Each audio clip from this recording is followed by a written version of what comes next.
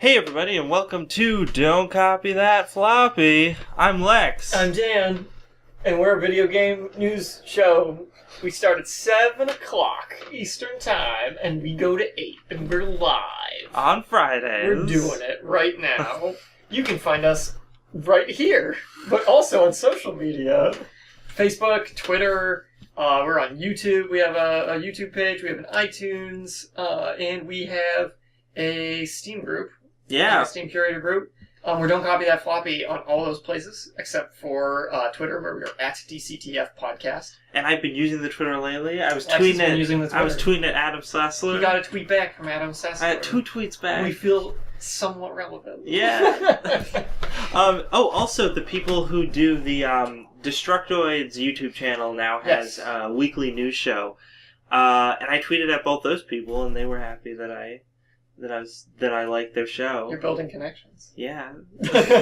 our tiny little nobody show.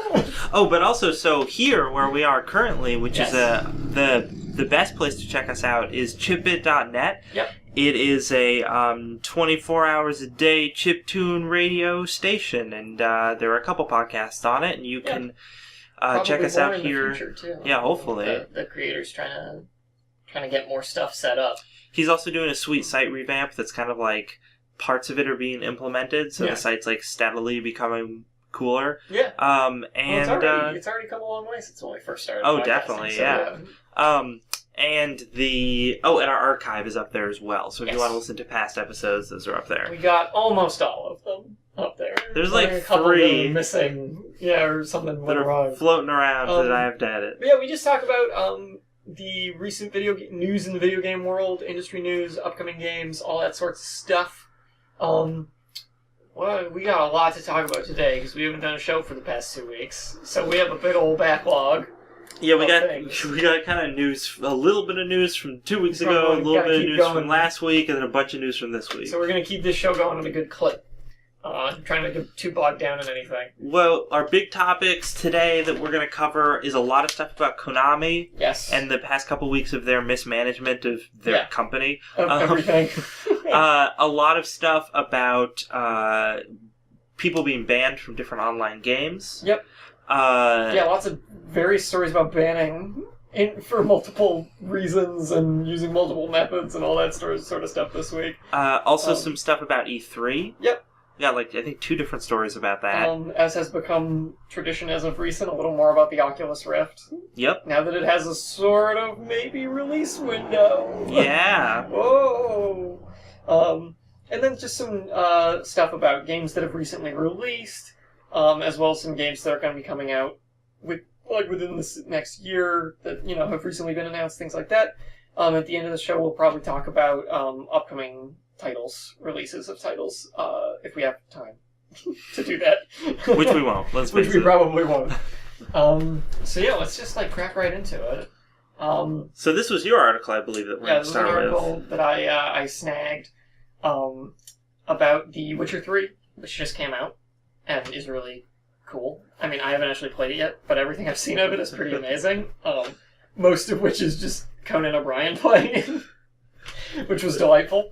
But I did start playing The Witcher 3 or Witcher 2 with with gusto now because I want to beat it and get all that story and then start 3.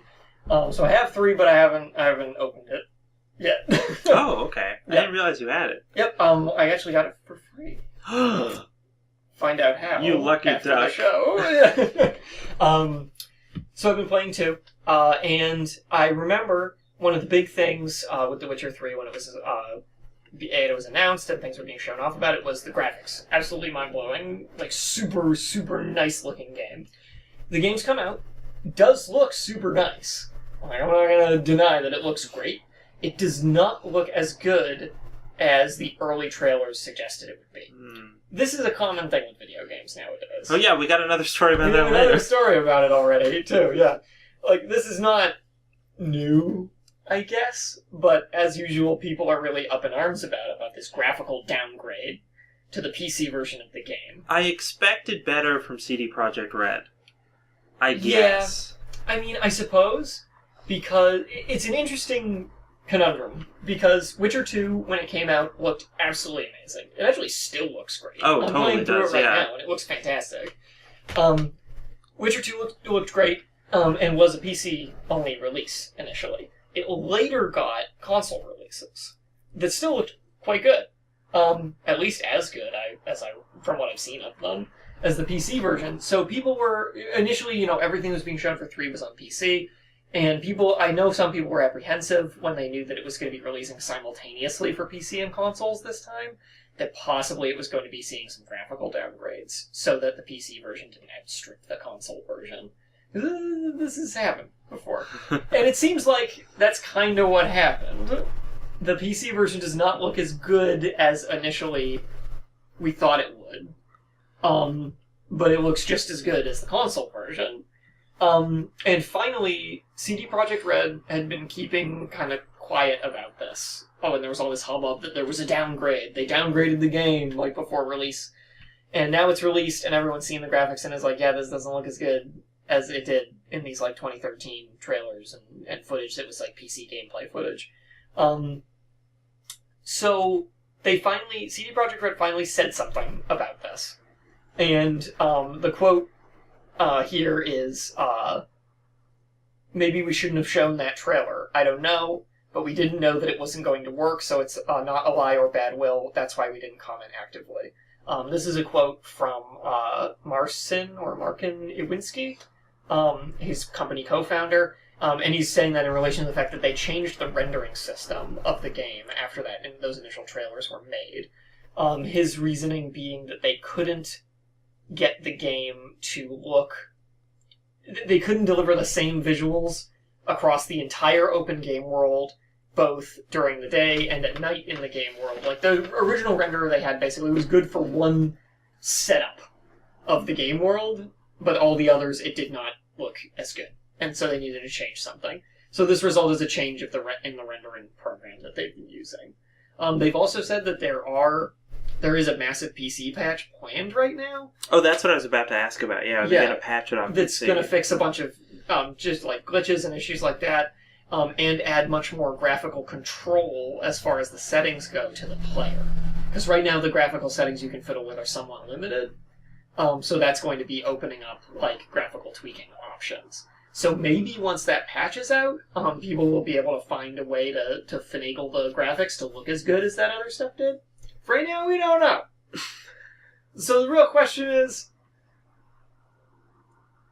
what's the deal with all these graphical downgrades, I guess? Because this isn't the first time something like this has happened.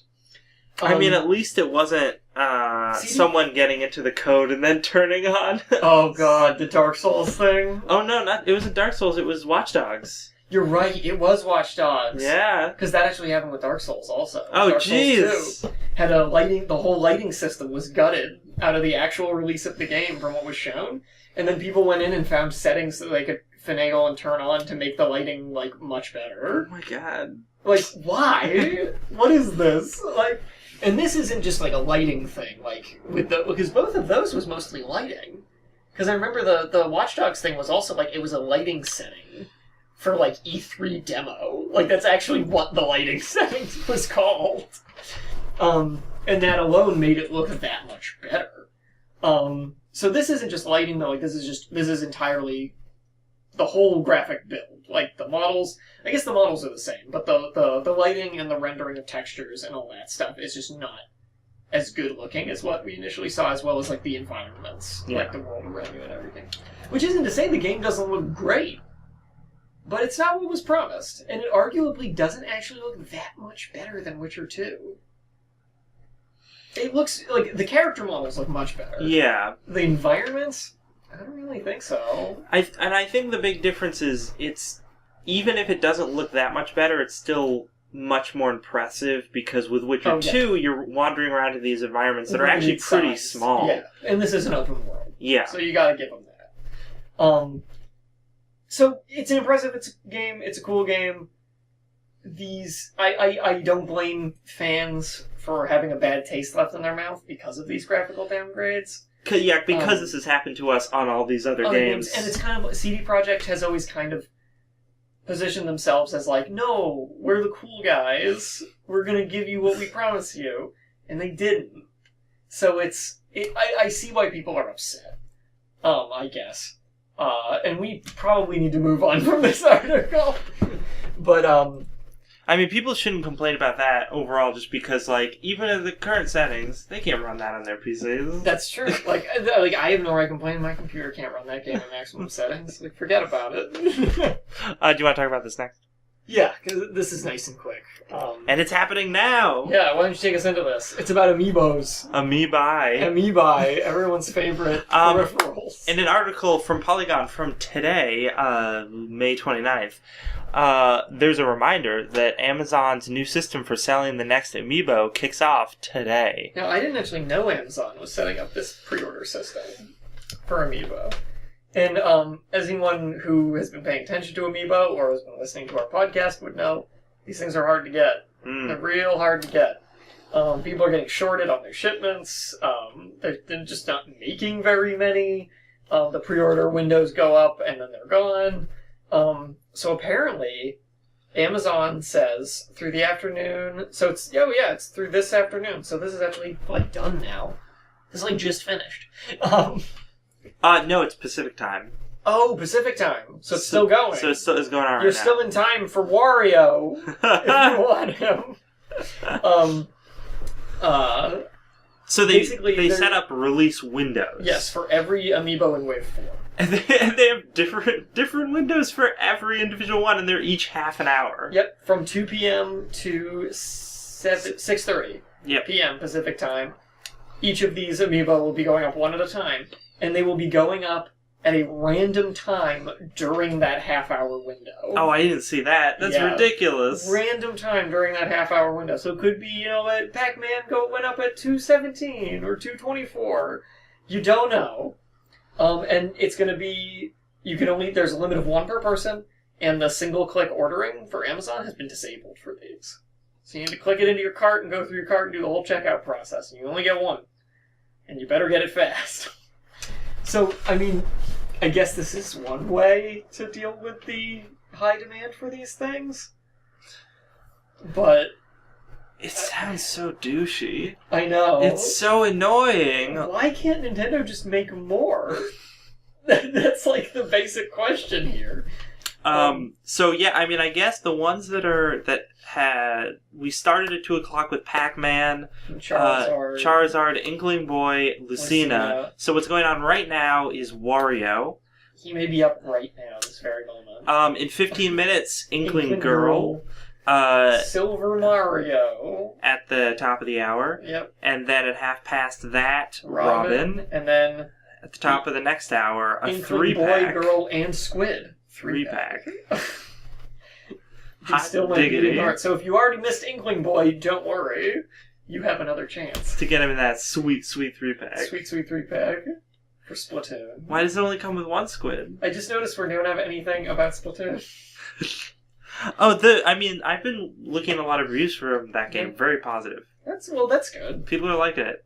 I just can't get interested in it. I watched someone playing it on Twitch the other night, and it was the most boring thing ever, not because of the game, but because the person who was playing it just sucked. Oh, no. And not to say that he was bad at the game, but he played the game like a jerk. He just sat around in their base and painted everything, and he's like, yeah, my team really need to pick up the slack here. And I'm like, dude, they're off fighting the enemy team on the other side of the map. You're sitting here doing nothing. I'm just gonna paint these walls. And I'm like, I understand it's useful to be able to squid around your whole base, but you could participate in the game a little bit. Show people what it's like. So that's my only experience of watching it so far. I mean, I'm glad it's been well received because it seemed like Nintendo was putting a whole lot behind it. Yeah, definitely. Succeeding at this point. So yeah, go get those amiibo before they're gone. Wario might already be gone because it's random small windows within the half hour. That'd be tragic. It would be. You couldn't get Wario. I'd love to have some Wario amiibo. Wah, wah, wah. Well, you can only get one. Oh. You can't have more than one. You can't bathe in Wario amiibos. What if I got a Wario one, then I got a Mario one, and just painted zigzags on the mustache? That's the same thing, right? It's the same. Where's my Waluigi amiibo? Oh, what a horrible character.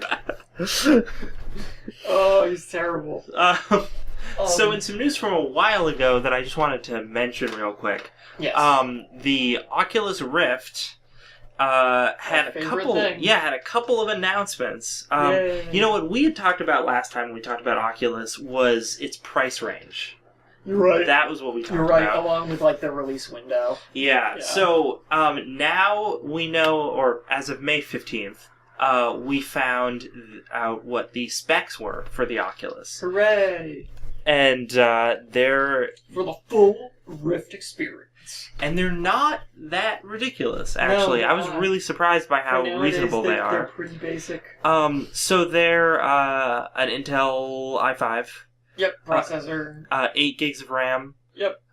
Compatible HDMI 1.3 video input or output. 2 USB ports, 3.0. And Windows 7 or newer. That's like pretty basic. Yeah, that's not at all steep as far as requirements go.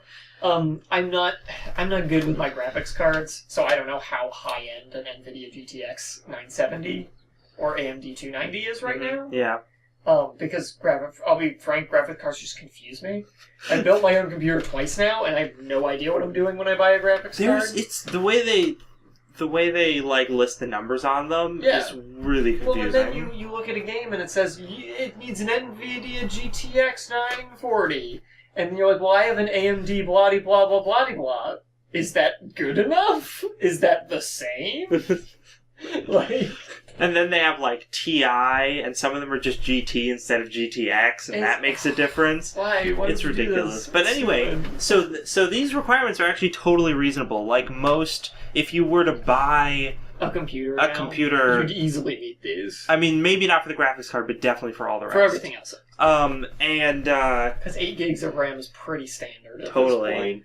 So that's really cool, and as we talked about last time, we know that it's being released in Q1 2015, and it's going to probably be between $200 and $300 or $400. Yep.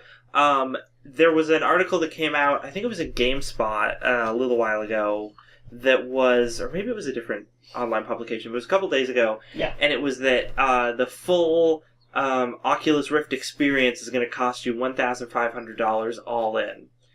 And at first I was like, man, that's a lot.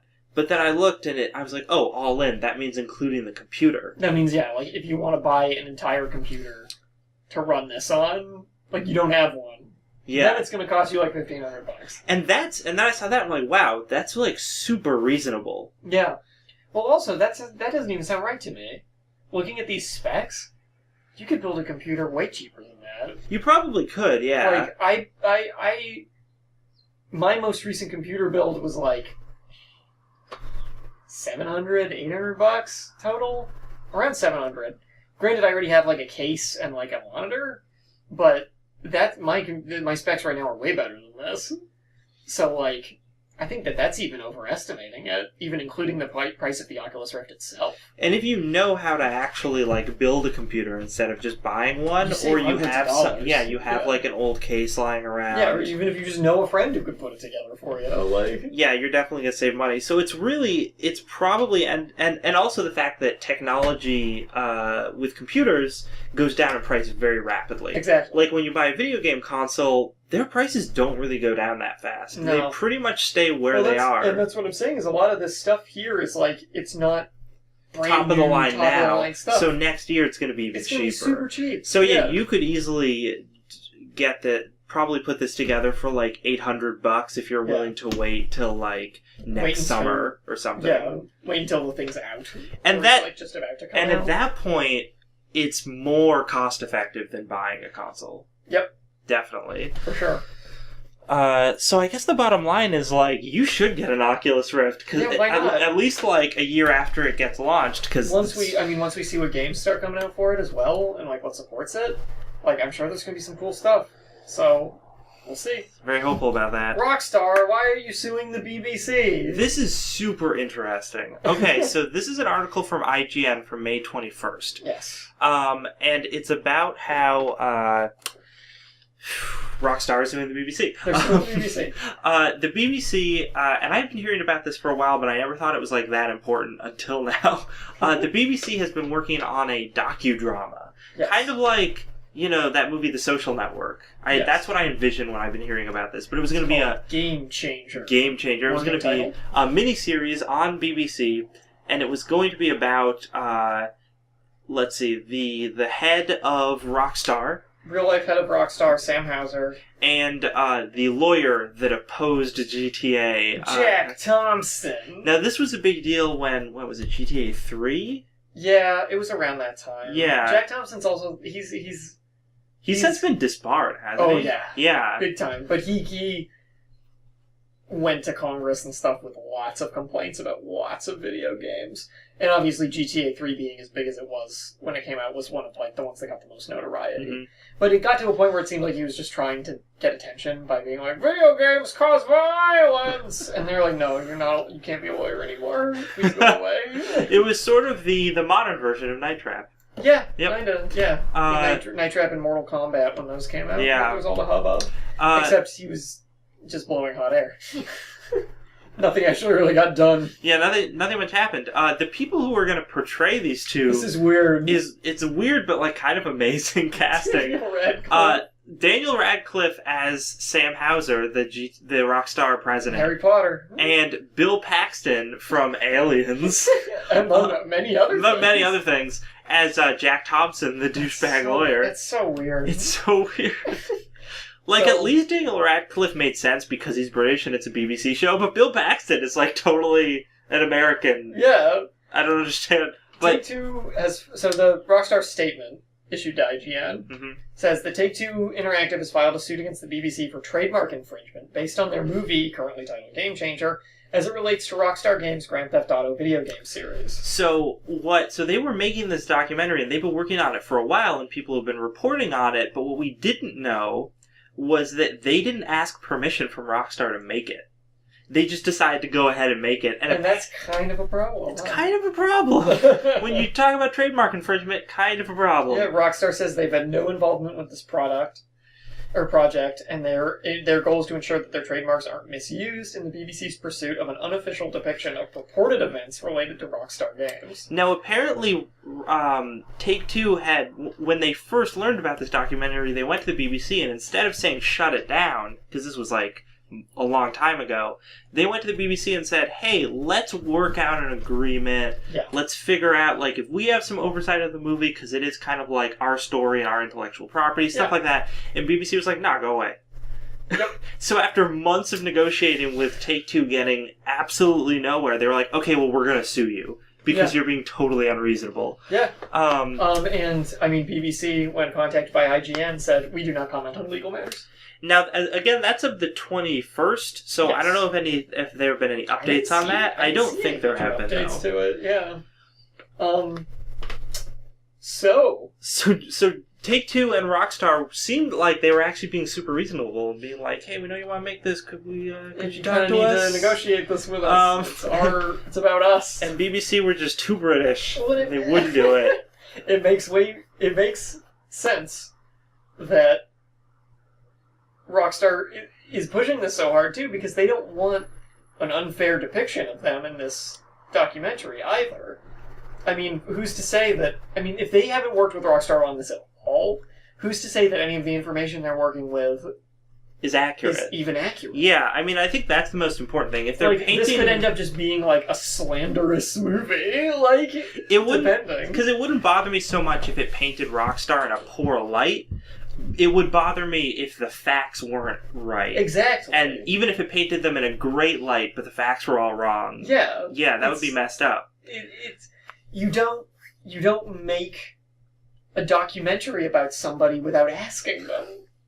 You know what that makes me think, though? The Social Network, bring it back to that, they must have gotten permission from Zuckerberg, and they portray him like a douche in that movie. That's true. But he has so much money, I'm sure he doesn't care. That's the thing, is I feel like he probably didn't care. People are still going to use Facebook. That's true, no one stopped using Facebook. So, I'm going to do a bump, and then we're going to get into our big discussion chunk about banning. Yeah! So, if you just tuned in, you're listening to Don't Copy That Floppy on www.chipbit.net. We are a weekly video game news podcast broadcasting Fridays at 7 p.m. Eastern Standard Time. We talk about video game industry news, specifically, a lot of that. And you can find us on all sorts of social media like Facebook, Twitter, YouTube. We have a Steam thing, and we're on iTunes as well. So you can find our show archive either on iTunes or on the chipit.net site. Go over there, show your support. It's a great radio station. Yeah. So, Dan, do you want to start us off with the bans? The storm of banning. So, first up, May 14th. Microsoft bans Gears of War leakers from Xbox Live. Gears of War? I thought that game came out already. It sure did, Lex. A very long time ago. But they're cracking down on some testers who leaked details about the Xbox One remaster of Gears of War. And as a result, banned them permanently from Xbox Live. Oh. This seems extreme. A little extreme. So, this Gears of War for Xbox One, which is still officially unannounced, leaked last month when the game's multiplayer mode went out to testers. So, gameplay emerged earlier the week of when this was posted, the week of the 14th. The third-party testing service VMC emailed its testers today to warn them of violations against the company's non-disclosure agreement, and that some testers who violated that agreement had been banned from Xbox Live per Microsoft's end-user license agreement. So, Microsoft permanently disabled their Xbox Live accounts, temporarily blocked all of their Xbox One privileges, meaning that for a period of time, which Microsoft decides on, their Xbox One is entirely unusable. Oof. They can remotely lock you out if you talk about Gears of War. That's the problem with these always online consoles stuff. Yeah, this is a perfect example. They just lock you out. You're like, Xbox One, turn on. And it's like, no. I can't do that. Exactly. Get out of my face, you dirty leaker. So, Microsoft's remastered version of the original Gears of War, which was first released in 2006 on the Xbox 360, is in development at Black Tusk Studios and Splash Damage. Sources tell Polygon. We expect to hear more about the Xbox One game at E3 in June. I think it's ridiculous that Microsoft is doing such an extreme reaction to this, when this is just a remaster of a game that came out 9 years ago. There was an update on this story. So there was. Microsoft commented or contacted Polygon and said that actually the people being locked out of their consoles completely was not true. You can still use your console when you're offline. But we did ban them. From Xbox Live permanently. You just can't use your console on the internet. You can just use it off the internet, where it has very little functionality. Yeah, where it's pretty much useless. So this, I think this is an interesting example of what we've seen for a while now, which is companies taking more control over how you can and cannot use their consoles and their games, and their services. I know when Valve, a couple years ago, updated Steam's user agreement and basically said, like, we reserve the right to not let you use the things you have on your Steam account if we ever choose to, there was a huge backlash from people saying that's not okay. Bigger than when they did paid mods? Maybe about the same, but this one completely blew over without Valve changing the policy. Oh. The policy is still that. If they want to, Valve can be like, no, you're not allowed to play this game. Sorry. So, I understand where the hubbub's coming from. I know that's also a problem people have with digital downloads. Is, like, you're just buying code, technically, and I believe in most of the user license agreements for those things, it says that the company reserves the right to, like, basically take back the game and not let you play it. Yeah, and with a lot of games that bothers me because you're still paying the same price that you would for a physical copy. Exactly. That you can do whatever you want with. But now, then there's so many games now where it's like digital's the way you get it. Like where you don't even get a disc. In a lot of cases now, you just get a code. Or even back a while ago, I bought a game, I think it was Shogun 2, and it came with a disc that was useless. That game came with a disc and a code, like an authorization code. And after putting in the code and installing the game off the disk, there's zero use for the disk. It is literally just an install disk. It does not, like, you can't just play the game with that disk at all. You are just downloading it from the disk instead of from the internet, and then using your code to play it. So we hit that point, and now we're hitting the point where I think we're seeing lots of things being digital download only, or being that, if you even do get a physical copy. I believe my copy of Skyrim was the same way as well. And it's so that, I think it's so that the companies can keep a tighter grip on their properties in this way. But this Microsoft thing seems absurd to me, because they're handing out permanent bans for leaking a remaster of a game that came out 9 years ago. Who cares? Yeah, it's one of those things where this isn't some unannounced big project for them. Like, Microsoft should really choose their battles better. Seriously. Like, if it's this isn't like some brand new IP that's completely unannounced that they want to make a big splash with at E3 or something. No, it's a re-release of a 9-year-old game that everybody already knows about. Like, people are going to see that and be like, oh, whoop-de-doo, it's Gears of War again. Maybe if someone had leaked the Halo Master Chief Collection early, they would have realized that it was needed that 20 gig day one patch. Maybe they would have. Then when it was released, it would have worked. Yeah, like, it's... oh, my God. Like, come on, Microsoft. Like, this is not a good thing to do for PR. Like, yeah, it just seems like they have a zero tolerance policy. They're not thinking it through. Yeah, they're just doing it with any given thing, because this is such a minor infringement. Really, like who cares?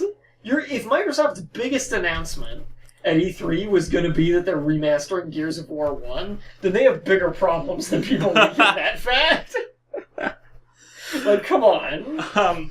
So, other bannings have been happening recently. Sure have. And some have been much more reasonable. I think we're going to get to one of our favorite reasonableness ones in a minute. Yes. But the other big one that's happened is World of Warcraft. Yep. As of May 15th... It's banned approximately 1.4% of their entire player base. 7.1 million active users. Yes. But yeah, so it's only for 6 months. Yes. But they basically brought that hammer of Orgrimmar down on them.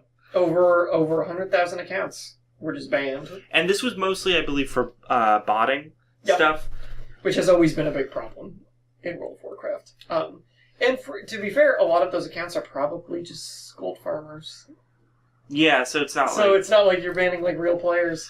Now, I think this was really ballsy on Blizzard's part, just because World of Warcraft's user base is not exactly growing. Like, it saw a big uptick when Warlords of Draenor came out, but I think that was mostly people returning to the game. Yeah. I mean, I remember at its peak it was around 12 million users. I want to say 10 or 12 million, and it's down to 7.1 now. So it's on the decline. Not to say 7.1 million active accounts is small. No. At all.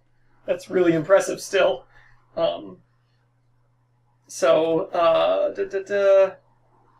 They add that Blizzard is now being flooded with requests to reverse this decision, but Blizzard's probably not going to do anything regarding that. I don't think so. So basically, the idea was, let's give these players a lengthy timeout to see if they decide maybe I shouldn't bot. But presumably once they come back, they're just going to start botting again. Well, it's weird that Blizzard sort of let them accumulate to this degree, and then we're like, you're all banned. They wanted to send a message. I think so. Yeah. They wanted to send a message to people who thought they could get away with it. And it makes more of an impact if you ban 100,000 accounts at once than, 10 every week. Or so, you know? Totally. So I get why they did it this way. Good for them. Good. I don't care if these people are sad they got banned. That's what they get for cheating, basically. So our last banning story is even more interesting. It's from May 20th. This is a Kotaku article that we're going to be citing. Oh, good old H1Z1. H1Z1. Who cares about H1Z1? A couple of people, I guess. Enough that they could ban 23,837 players and still have a good player base. I like how they give that exact number. Yeah. But anyway, the creators of the game decided to ban all those guys. For cheating. For cheating. For cheating in the game. And ruining everybody else's good time. Yeah. But they put a really interesting caveat on this ban. This ban's not on a timer. It's not permanent, but there is one thing you can do to get unbanned. And that is... You can make a video apologizing for cheating. And you have to admit that you cheated. Yeah. In the video and then apologize for it. Now, you don't have to give your personal information. In fact, Nope. They say specifically don't do that. So we don't need to know what your avatar was called in-game. We don't need to know any of your account information. None of that. You just need to make the video, apologize it, and make it public. Yeah. And send it, link it on over to... The company president, John Smedley, says on Twitter even, why do these dumbasses keep using TM cheats? Have you people not figured out we ban you all? So, I think he seems like he's pretty fed up with cheaters just coming back. Yeah. Over and over again. So he wanted to do something bigger to send a message. All online games have to deal with problems like this, as we see in World of Warcraft even. But as the person on Kotaku who wrote this says, they've hardly seen an executive talk so openly about the process. Even in proposing this way for people to come back to the game. John Smedley wrote, Dear cheaters who got banned, many of you are emailing me, apologizing and admitting it. Thank you. However, you're doing it wrong. If you want us to even consider your apology, a public YouTube apology is necessary. No personal information, please. Email me the link and I will tweet it. Please be sure not to reveal any info. That's important. Not trying to do anything other than highlight a serious issue. So he doesn't want people to attack these people. He doesn't want anything like that to happen. He just wants them to think about what they did and apologize. It's like sending them to timeout. I was watching... think about what you did and apologize to your friends. It's nap time. I was watching... very noisy. I was watching an analysis of this and a lot of the other banning stuff that Dodger did. Yeah. And she described it really interesting, similarly to how you just did. She was like, okay, so if Blizzard's... ban is like the law coming down on you. H1Z1's ban is like your parents. Yeah, exactly. Like, what did you do wrong? So, we have a couple examples here in this article of people's apologizing. Though only, now this is as of the writing of this article, which was 9 days ago. Yeah. But as of then, only 3 people were unbanned out of the 30,000. One of which is probably going to get rebanned because he made his video private. Missed the point there.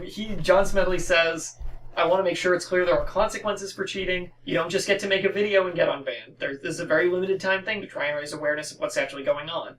You may say, hey, there clearly aren't any consequences if you're unbanning people. Let's get back to the part where I said we've unbanned 3 people.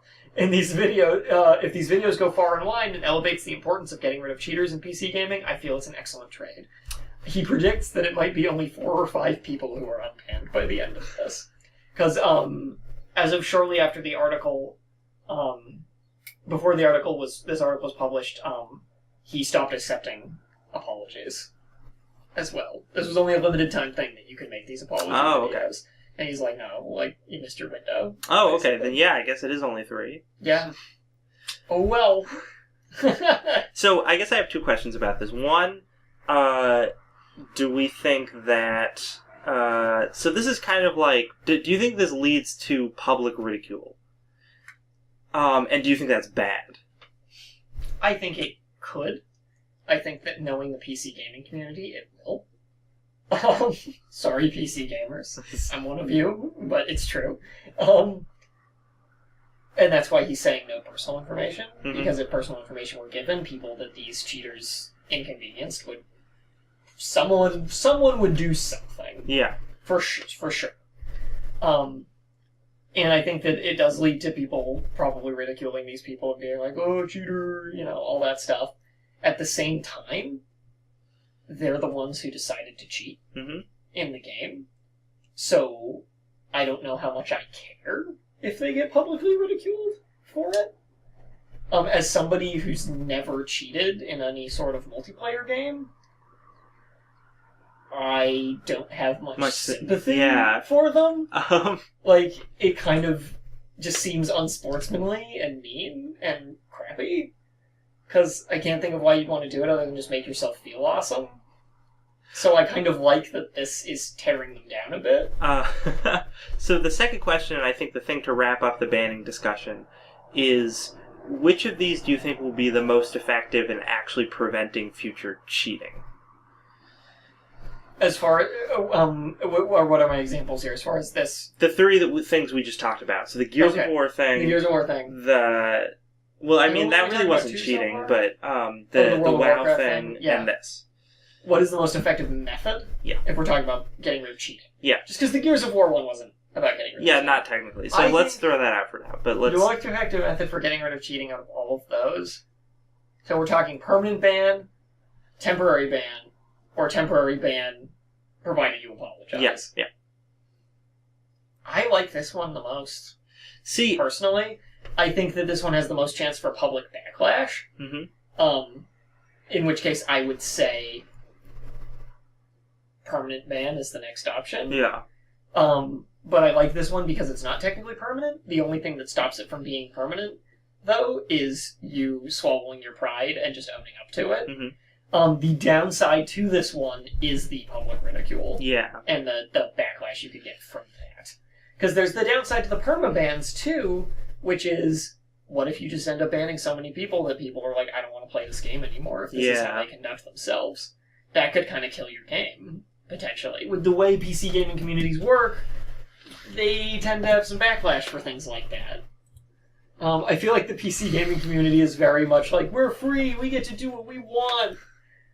Down with the establishment. Kind of anarchy. Free mods, I want to pay for mods. Free mods. Let me cheat in anything I want. It's my computer, I don't care. I think that the only thing for me about the H1Z1 thing...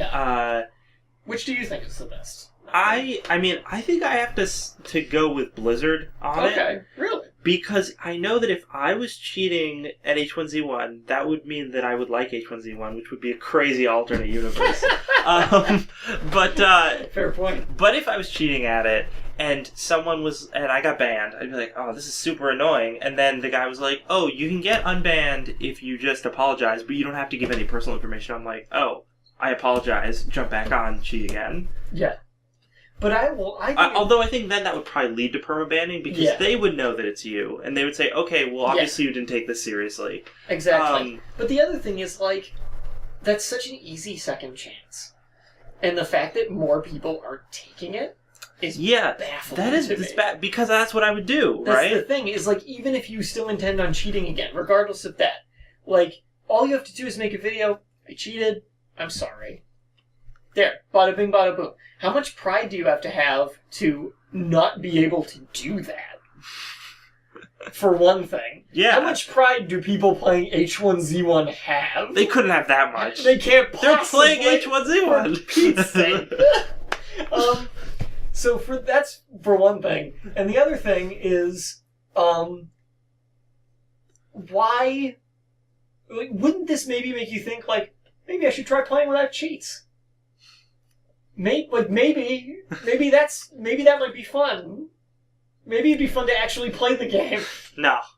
It's not. It's not fun if you're not winning. I don't understand the mentality. I just do not understand the mentality of, I need to cheat if I'm going to play this game at all. Because it's that's the other thing, is if you're not bothering to do this easy apology thing, does that mean that you just don't even want to play this game without cheating? Then you probably don't like the game very much, and then why are you playing it to begin with? That just seems messed up and weird to me. So, if anyone has any insight on this, post on our Facebook, do whatever you want, get in touch with us however. I'd love to hear other people's opinions on this, because I don't understand the mentality of, I'm too proud to apologize because I did something wrong, and why would I even want to play this game if I can't cheat? Yeah. Because that's how it comes off to me, which is weird. And super... self-important as far as the apology thing goes. Okay, so let's cover this really quick. Yep. It's something we're enraged about. There's not a whole lot to say about it. We're just mad. Yeah, Randy Pitchford has escaped legal ramifications yet again. Slimy creature. Yeah. So, in an article from Polygon for May 28th, we find out that Aliens Colonial Marines lawsuit loses class status and Gearbox has been dropped from the suit. So for those of you who don't know, Aliens Colonial Marines got... advertised one way, came out sucked. Yeah. Like, really sucked. And people got mad. A couple of plaintiffs cited false advertising. They sued Gearbox class action lawsuit, and also Sega and Gearbox into it. Sega, yeah. And the idea with the lawsuit was that everybody who had, I think it was specifically pre-ordered the game based off the false advertising, should have gotten their money back. Yep. Which seemed reasonable to me. Given how abysmal this game was compared to how it was promised to be, I think that's completely reasonable. Unfortunately, the judge did not agree. Yes. And although the court proceedings are not over, they have decided to drop the class action status because they didn't think there was enough reasonable expectation. There's a quote somewhere in here, but I don't have time to look for it. Yeah. Enough reasonable expectation that the game would look like that, which I think is BS. Yeah. Gearbox also got dropped from the suit, but there hasn't been any information released as to why they were dropped from the suit. It says here, Gearbox had argued back in 2014,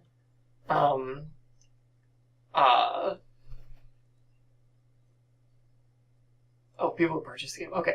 Back in 2014, Gearbox argued that it shouldn't be included in the suit because they operated as a contractor and that Sega had final say on the game and its marketing. Which is not a totally unfair argument. No, it is not. And part of this, what was interesting was back in 2014 as well, Sega went to the plaintiffs and the courts and agreed on a settlement that was $1.25 million that they would pay out to people who bought this game. And they said to Gearbox that for $750,000 they could be included in that. Well, yeah, that's what. So they brought Gearbox in when they figured out that number and said, "Okay, well, you need to pay the majority of it because you made the game." Yeah. But then it'll be settled. And Gearbox was like, "No. Throw out the case." Well, they requested the case. Yeah, and that's what. And then the settlement got botched, and it brought us into the quagmire of legal proceedings that are now starting to wrap up. Yeah. So. Oh, goodness. It's an emergency meeting yesterday. Attorneys for the plaintiff agreed to dismiss the case against Gearbox with prejudice, meaning they can't file another suit connected to the same case, in return for Gearbox not seeking legal fees. So there's 60 days before that decision is final. This is all just a big old mess, but the basic gist of it is Gearbox gets off scot-free.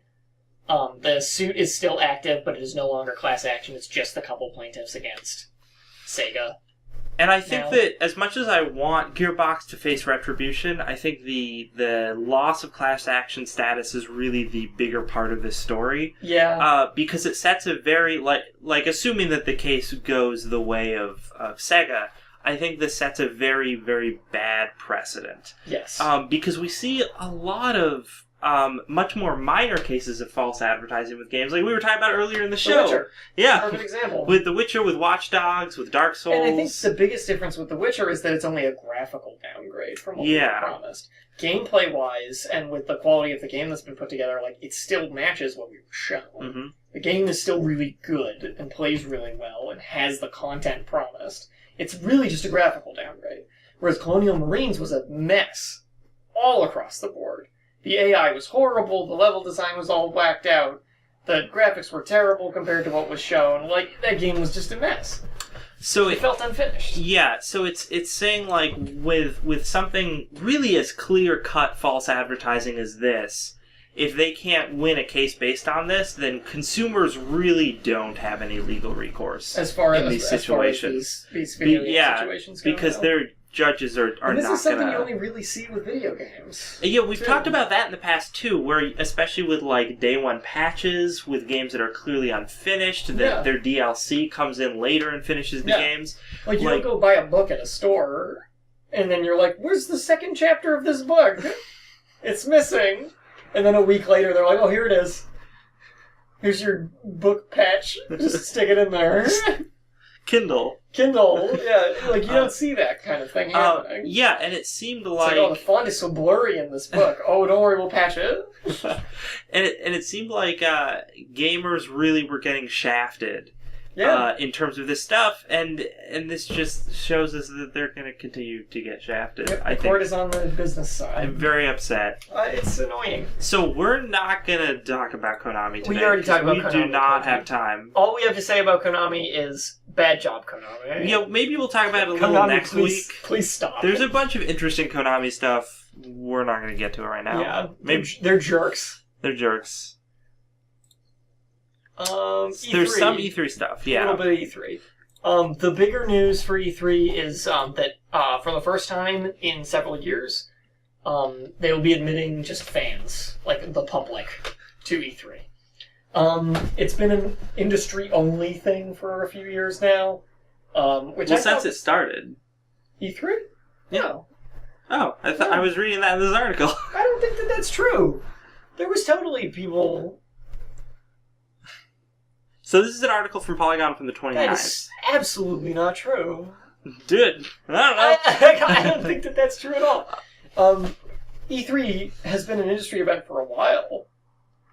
But, whatever. I'm not going to get into that right now. They're letting the public in. 4,000 to 5,000 people will be admitted into the halls to wander as guests.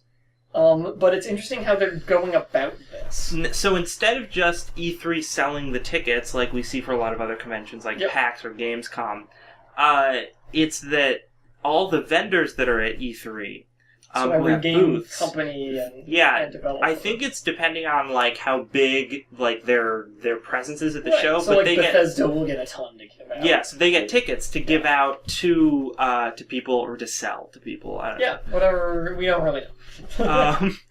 So the other thing that I saw when I saw this was 4,000 to 5,000 people. I was like, woof, that's a lot of people. But it turns out that's only going to be a 10% bump in the people showing up. Quite a few people. So there's still not going to be that many non-press, non-industry people. Yeah. It's interesting that this is being done now. It's a weird way of going about it, I think. Because it almost still makes it somewhat... It still is fairly exclusive. It's not like anyone can go kind of thing. They're inviting the public, but the public is the public who knows people, it seems. Yeah. Oh man, look at those attendance numbers. So this is really interesting. In 2005, that was the peak of E3's attendance with 70,000 people. Yep. Which is nuts. And apparently, when there was this graph in the article that goes 2006, it goes to 60,000, then 2007, it goes to 10,000, 2008 to 5,000, 2009 jumps back up to 40,000. And I thought, wow, that's crazy. They got a huge drop-off. Why weren't people going? And it turns out it was because they wanted to downsize the convention and specifically restricted it to that many people. Maybe that's what I'm thinking of when I say that it used to be open to the public. Maybe I misunderstood, and that was like when they downsized it, is what I was thinking of. Okay. But it was, because it was always industry, it was just that it used to be more industry. For some reason I thought that the public was welcome prior to like a few years ago. But I trust Polygon's journalism. Yeah, I do. So I'm going to assume that it's that they were right in saying it was industry only for the last 20 years. Yeah. Which, wow, it's been going on for that long. Yeah. That's nuts. But one of the things, the guy who's running it, oh my god, he uses the most annoying buzzword that I've ever heard. And he's said it repeatedly. The thinking was to expand. What? Was to expand? To expand to include. I think it was expand. Prosumers? Yeah, the prosumers is the buzzword. I think it's supposed to be expand. So the thing was to expand to include this prosumers and then evaluate how it went after this year's show. So he's using the buzzword prosumers. I don't know what that is. They're professional consumers, Dan. They're the consumers that have better taste than the other consumers, so they can be in that elite 4,000 to 5,000 people. That's clearly what he's implying with these statements. What a douche. I know, right? What a mean thing to say. oh, well, you just have such a discerning taste. Yeah. Like, what are you talking about? All you those Watch Dogs fans that are going to get invited to E3 because they clearly have a discerning taste. Because they bought the game that everybody else did. 4 million copies, woo! It's clearly got to be the best. Right? So I think that it's interesting. I'm not sure exactly why they're doing this. My assumption is because they want to... they probably see the attendance numbers for all of these other conventions. Yeah. And and they see their number. Their numbers are going up consistently according to the graphs, but I think they see the writing on the wall, which is that people are getting less and less interested in E3 because they have all these other places to go, and because more and more companies are doing like online showcases and stuff like Nintendo. So they're trying to expand it by opening it to the public, but just a little bit so it can still seem hot and cool. Yeah. And I don't know if it'll work, but it definitely sounds douchey. It's like putting a rope and having people stand in a line in front of your club. Yeah. It makes it seem more popular and cool than it is. Mm-hmm. Pay some people to stand in a line. You get all sorts of people trying to get into your club. So yeah. On that note, Xbox One, Microsoft has some E3 plans, including a public fan fest. Whoa. Which was a lot more interesting because it was announced like a week or two prior to the fact that the announcement they were going to open E3 to the public. So this was like, oh, this is a big deal. Xbox is doing this. Oh wait, no, it's not as big a deal. Yeah. They're inviting 500 fans a ticket for E3. That includes entry, VIP access to the esports celebrity challenge, meet and greet with developers. You get to go to a big party and surprise events. All right. This is another example. Xbox. Yeah, this is another example of Xbox, and also sometimes Sony will be guilty of this. Yeah. Doing flashy things to make people think they're cool instead of just doing what they should be doing, which is just concentrate on your games. Yeah, this is clearly just like, whoa, we're so hip. We're going to invite all the top gamers to our exclusive industry party. Wow, wow, wow. We've got an extreme skateboarder on stage for the next Tony Hawk game. Yeah! Like, oh, stop it. Jesus Christ. The prosumers are here. I hate that term. I've never heard it, and I already despise it. So we are... we're pretty much out of time. Yeah, we're totally out of time. Do you want to talk about Soma real quick? Yeah, because it's a quick mention. So... Today on Polygon, I don't know about anyone listening. I really liked Amnesia: The Dark Descent. I think a lot of people enjoyed it. It was pretty good. Their developer, who now I cannot for the life of me remember the name of, Frictional Games, also made Penumbra, another good game series they made before Amnesia, will be releasing on September 22nd their next full game. It is another spooky survival horror game. This one's called Soma. And looks to be sort of like Amnesia, but set on an alien-esque spaceship. So we have this whole sci-fi aesthetic. It's taking place underwater. Oh, it's underwater? You don't get that from the trailer, but it says that in the article. Oh my god, somehow I totally missed that. Okay, so you're in a big underwater facility. So it's more like the Abyss. Yeah. Well, that's cooler, though. Yeah. I like that a lot. So we've got this science fiction horror game that's once again going to be, you don't have any weapons, none of that stuff. It's a run and hide, experience the spookiness. Lots of puzzles solve lots you of have puzzles to solve. kind of game. I really am happy about this announcement because anyone who likes Amnesia will probably know about Amnesia Machine for Pigs, which was a small game built in that engine.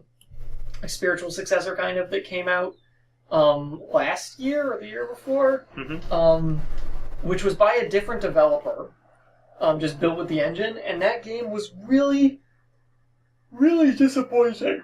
It had a lot of interesting ideas, a lot of interesting visuals. The gameplay was bare bones. Mm-hmm. There were no puzzles, like, at all. There was very little in the way of actual gameplay. It felt like you were just kind of walking down hallways. having something spooky happen and then maybe like once running from something. Just avoid Slenderman. Yeah, basically. Like, it was really lame and unfortunate. I was really disappointed. So hearing that the actual developer, Frictional, is making a new thing in that line is really exciting. I'm super happy. Yeah, so there's a 12-minute gameplay trailer. It looks really cool. And it looks amazing. Really, really cool. Totally go watch it. Yeah. Also, it's one on of the things, Polygon article, but you can find it on YouTube by the looks of it. Soma. S-O-M-A, Yep. all caps.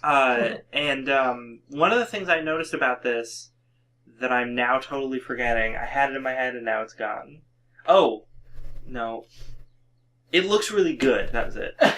It's graphically, it looks really pretty. It's going to be launching for PC and for PlayStation 4 also when it comes out. Because like Amnesia, I understand Amnesia came out a while ago and it's more of an indie game. Yeah. But it wasn't the prettiest game. It looks good for what it is. Yeah. But you can tell a lot of the graphical failings are hidden behind like fog or darkness and stuff. Whereas Soma, like, man, it looks very polished. Looks top notch. I'm not sure if it looks as polished as something like Alien Isolation. But that's obvious. Yeah. Because we're talking the difference between practically a AAA title and what is still essentially an independent studio making this game. Like, so for what it is, it looks absolutely incredible. Totally. Look forward to that. With that, we're pretty much out of time. We have been Don't Copy That Floppy. Yep, I'm Dan. I'm Lex. We're here every week from 7 to 8 p.m. Eastern Time, broadcasting and bringing to you the latest video game news. We're on all sorts of social media like Facebook, Twitter, YouTube, iTunes, and Steam. Yes. So please check us out on any and all of that stuff. We'd super appreciate it. And check out our archives on iTunes and the chipbit.net site. You can listen to past episodes. It's great. It's super good. And as always, until next week, remember, don't copy that floppy. Be that floppy. Be that floppy.